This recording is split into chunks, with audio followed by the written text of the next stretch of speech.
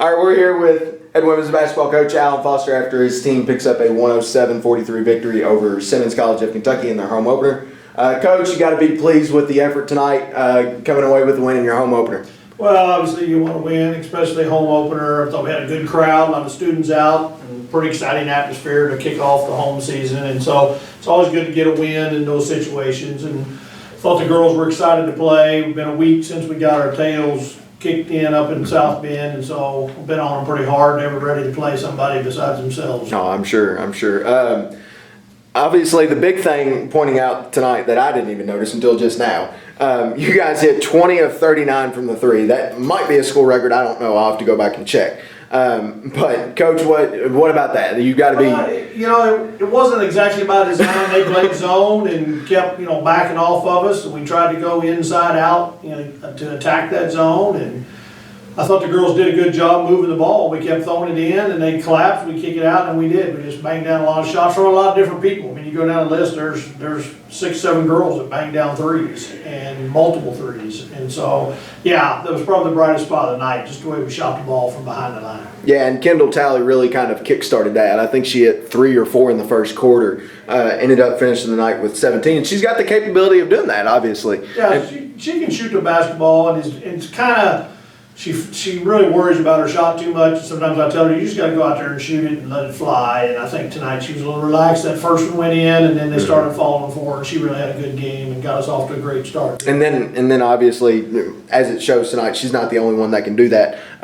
Obviously, with the big win, you got to play a lot of people. You got to see a lot of different lineups. I mean, I don't know how much you can take that into the next game, but obviously 15 of the 16 kids that played tonight scored, so you got to be happy with the balanced attack. Right, it was an opportunity to play a lot of people and mix and match some people and see how some played with each other. And so I thought that was another positive to get an opportunity to do that in a game like this. The score kind of got out of hand late, but still got a chance to play some people and see what they could do in game situations. And they got an opportunity to play college basketball at Midway University. And so thought it was overall good night.